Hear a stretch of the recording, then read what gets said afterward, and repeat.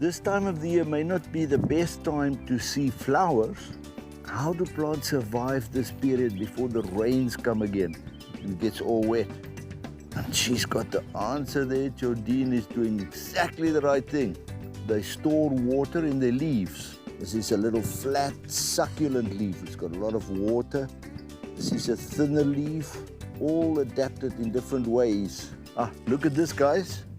What do you think this is? A nest. But can you see all the ants? And they are angry now because something messed with their nest and they're all coming out to defend the nest. Have a look, yeah. Oh, look. Here, yes. Lichen, this one, same thing. Here you've got two types right next to one another. This red one and this grey one. If you feel it now, you'll feel it's hard, sort of hard and dry.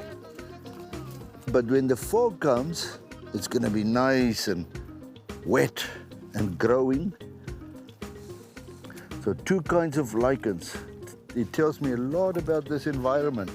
Dry now, but other times very wet.